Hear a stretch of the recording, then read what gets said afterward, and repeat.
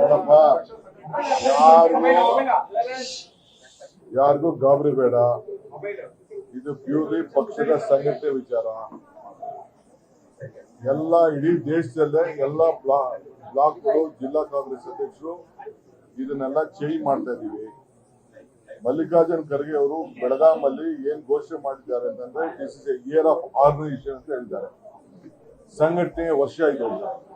ಆ ಸಂಘಟನೆ ವರ್ಷದಲ್ಲಿ ಹೆಚ್ಚಿಗೆ ಜಿಲ್ಲಾ ಕಾಂಗ್ರೆಸ್ ಅಧ್ಯಕ್ಷರಿಗೆ ನಾವು ಶಕ್ತಿ ತುಂಬಬೇಕು ಅಂತ ಅವ್ರು ಹೇಳಿದ್ದಾರೆ. ಅದು ಬೆಳಗಾಮಲ್ಲಿ ತೀರ್ಮಾನ ಆಯ್ತು. ಅದಾದ್ಮೇಲೆ ಡೆಲ್ಲಿಗೆ ಎಲ್ಲ ಡಿಸಿಸಿ ಅಧ್ಯಕ್ಷಗಳನ್ನ ಕರೆಸಿ ಡೆಲ್ಲಿಲಿ ಮೀಟಿಂಗ್ ಮಾಡಿದ್ದಾರೆ. ರಾಹುಲ್ ಗಾಂಧಿ, ಮಲ್ಲಿಕಾರ್ಜುನ್ ಖರ್ಗೆ ಅವರು, ಜನರಲ್ ಸೆಕ್ರೆಟರಿ ಅವರೆಲ್ಲ ಕೂತ್ಕೊಂಡು ನಮ್ಮನ್ನ ಕೆಳಗಡೆ ಕುಂಡಿಸಿ ಎಲ್ಲ ಜಿಲ್ಲಾ ಕಾಂಗ್ರೆಸ್ ಅಧ್ಯಕ್ಷರ ಹತ್ರ ಪ್ರತ್ಯೇಕವಾಗಿ ಒಂದೊಂದು ಡಿವಿಷನ್ ಕರೆದು 300 ಜನ ಕರೆದು ಬೆಳಗ್ಗೆಯಿಂದ ಸಾಯಂಕಾಲ ಗಂಟ ಮಾತಾಡಿದ್ದಾರೆ. ಪ್ರತಿಯೊಂದು ಯಾವ ರೀತಿ ಬಿಲ್ಡಿಂಗ್ ಕಟ್ಟಬೇಕು, ನೀವು ಯಾವ ರೀತಿ ಆಫೀಸ್ ಸ್ಟ್ರಕ್ಚರ್ ಮಾಡಬೇಕು, ನಿಮ್ ಜವಾಬ್ದಾರಿ ಏನು ಅಂತೇಳಿ ಅದನ್ನ ಹೊಸ ಒಂದು ರೂಪ ಅದಕ್ಕೆ ಕೂಡ ಕೊಟ್ಟಿದ್ದಾರೆ. ಈಗ ನೋಡಿ, ನಮ್ಮ ವರ್ಕಿಂಗ್ ಪ್ರೆಸಿಡೆಂಟ್ ಇಲ್ಲಿದ್ದಾರೆ. ಇವರು ಅವರೇ ಹೋಗಿ ಒಂದು ಜಿಲ್ಲೆಗೆ ಅವ್ರಿಗೆ ಹಾಕಿದ್ದಾರೆ.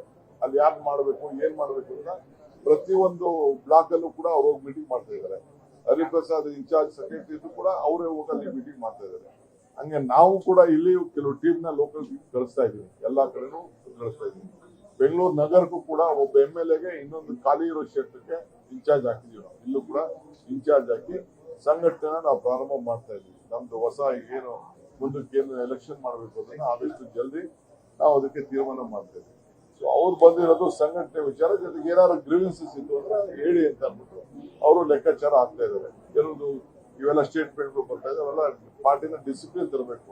ಪಾರ್ಟಿ ಡಿಸಿಪ್ಲಿನ್ ಯೂಸ್ ಮಾಡಿ. ಅದು ಬಿಟ್ಬಿಟ್ರೆ ಯಾವ ಲೀಡರ್ಶಿಪ್ ಚೇಂಜ್ ವಿಚಾರ ಇಲ್ಲ, ಡಿಸ್ಕಷನ್ ಇಲ್ಲ, ಏನಿಲ್ಲ.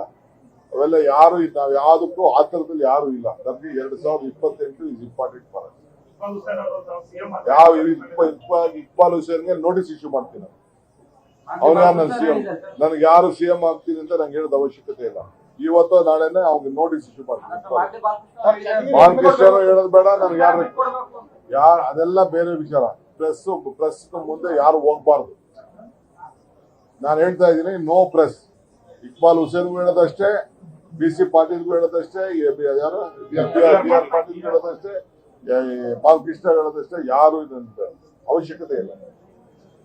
ಮುಖ್ಯಮಂತ್ರಿಗಳು ಸಿದ್ದರಾಮಯ್ಯನವರು ಇದ್ದಾರೆ, ಅವ್ರ ಕೈ ಬಲಪಡಿಸೋದು ನಮ್ಮ ಸರ್ಕಾರ ಕೈ ಬಲಪಡಿಸೋದು ಅಷ್ಟೇ.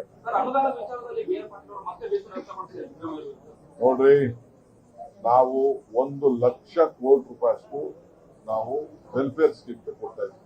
ಇದು ನಿಮ್ ತಲೆಯಲ್ಲಿ ಇರ್ಬೇಕು. 54,000 ಕೋಟಿ ರೂಪಾಯಿ ಗ್ಯಾರಂಟಿ ಹೋಗ್ತಾ ಇದೆ. 19,000 ಕೋಟಿ ರೂಪಾಯಿ ಪವರ್ ಹೋಗ್ತಾ ಇದೆ. ಪವರ್ ರೈತರುಗಳಿಗೆ ಪವರ್ ಕೊಡ್ತಾ ಇದೆ. ಸೋಷಿಯಲ್ ವೆಲ್ಫೇರ್ ಸ್ಕೀಮ್ ಅಲ್ಲಿ ಬೇರೆ ಎಲ್ಲಾ ಕಡೆ ಸ್ಕೀಮ್ಗಳು ಒಟ್ಟು ಸೇರಿದ್ರೆ ಹೆಚ್ಚು ಕಮ್ಮಿ 1 ಲಕ್ಷ ಕೋಟಿ ರೂಪಾಯಿಷ್ಟು ನಾವು ವೆಲ್ಫೇರ್ ಸ್ಕೀಮ್ಗೆ ಕಾರ್ಪೊರೇಷನ್ ಇಂದ ಹಿಡಿದು ಬೇರೆ ಎಲ್ಲಾ ಕಡೆನೂ ಕೂಡ ನಾವು ವೆಲ್ಫೇರ್ ಸ್ಕೀಮ್ಸ್ಗೆ ಜನರಿಗೆ ನಾವು ಸಹಾಯ ಮಾಡ್ತೇವೆ. ಅದು ಯಾರಿಗೆ? ಅದು ಜನರ ಅಭಿವೃದ್ಧಿಗಲ್ವಾ, ಕ್ಷೇತ್ರಕ್ಕೆ ಅಭಿವೃದ್ಧಿಗಲ್ವಾ? ಎಲ್ಲಾ ಡಿಪಾರ್ಟ್ಮೆಂಟ್ ಅಲ್ಲೂ ಕೂಡ ಒಂದೊಂದು ನಿಗಮಗಳಿದೆ. ಆ ನಿಗಮಗಳಲ್ಲಿ ಗಾಡಿ ತಗೊಳ್ತಾ ಇದೀವಿ, ಈಗ ರೈತರಿಗೂ ಕೊಡ್ತಾ ಇದೀವಿ, ಮನೆಗಳು ಕೊಡ್ತಾ ಇದೀವಿ, ಈ ಹೌಸಿಂಗ್ ದುಡ್ಡು ಕೊಡ್ತಾ ಇದೀವಿ. ಇದೆಲ್ಲ ವೆಲ್ಫೇರ್ ಸ್ಕೀಮ್ ಅಲ್ವಾ? 1 ಲಕ್ಷ ಕೋಟಿ ರೂಪಾಯಿ ಕಡಿಮೆ ಏನಿಲ್ಲ. ಅದು ನಮ್ಮ ರಾಜ್ಯದಲ್ಲಿ ಆಗ್ತಾ ಇರೋಷ್ಟು ವೆಲ್ಫೇರ್ ಸ್ಕೀಮು ಈ ದೇಶದಲ್ಲಿ ಯಾವ ರಾಜ್ಯದಲ್ಲೂ ಇಲ್ಲ. ಅದನ್ನ ಎಲ್ಲರೂ ಕೂಡ ಅರ್ಥ ಮಾಡ್ಕೊಳ್ಬೇಕು.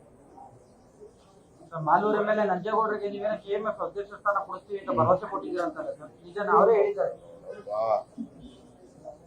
ನಾನು ರಾಜಕಾರಣ, ಕೋಆಪರೇಷನ್ ಬೇರೆ, ಪೊಲಿಟಿಕಲ್ ಡೆವಲಪ್ಮೆಂಟ್ ಬೇರೆ, ಇವೆಲ್ಲ ನನಗೆ ಚರ್ಚೆ ಮಾಡಕ್ ಹೋಗುದಿಲ್ಲ.